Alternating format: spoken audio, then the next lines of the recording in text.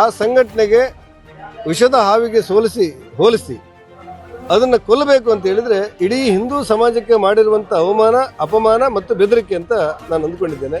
RSS ಬಗ್ಗೆ ಖರ್ಗೆ ಹೇಳಿಕೆ ವಿರುದ್ಧ ಕಿಡಿ, ಕೋಟಾ ಶ್ರೀನಿವಾಸ ಪೂಜಾರಿ.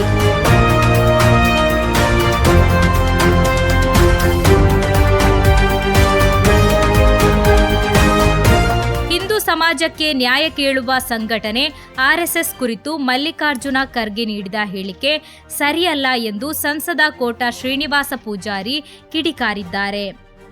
ಉಡುಪಿಯಲ್ಲಿ ಮಾಧ್ಯಮ ಪ್ರತಿನಿಧಿಗಳೊಂದಿಗೆ ಮಾತನಾಡಿದ ಅವರು, ಖರ್ಗೆಯವರ ಹಿರಿತನವನ್ನು ನಾವು ಗೌರವಿಸುತ್ತೇವೆ.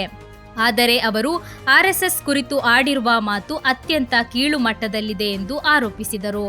ಹಿಂದೂಗಳ ಪರ ಧ್ವನಿ ಎತ್ತಬಲ್ಲ ಹಾಗೂ ಸಮಾಜವನ್ನು ಒಗ್ಗೂಡಿಸುವ ಶಕ್ತಿ ಹೊಂದಿರುವ ಸಂಘಟನೆ ರಾಷ್ಟ್ರೀಯ ಸ್ವಯಂ ಸೇವಕ ಸಂಘ ಎಂದು ಅವರು ಹೇಳಿದರು.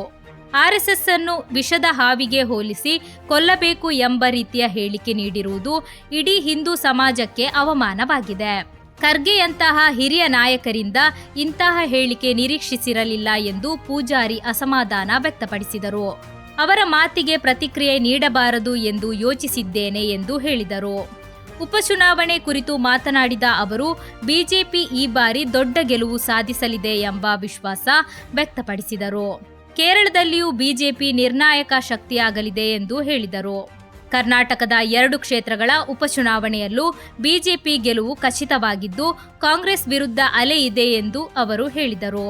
ಕೇಂದ್ರ ಸರ್ಕಾರದ ಜನಪರ ಕಾರ್ಯಗಳು ಮತ್ತು ದೇಶದ ಸಮಗ್ರತೆ, ಭದ್ರತೆ ವಿಚಾರಗಳಲ್ಲಿ ಜನಬೆಂಬಲ ನೀಡಲಿದ್ದಾರೆ ಎಂದು ಪೂಜಾರಿ ಅಭಿಪ್ರಾಯಪಟ್ಟರು.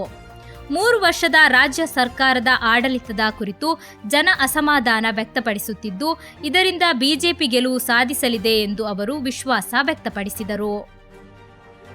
ಆರ್ಎಸ್ಎಸ್ ಬಗ್ಗೆ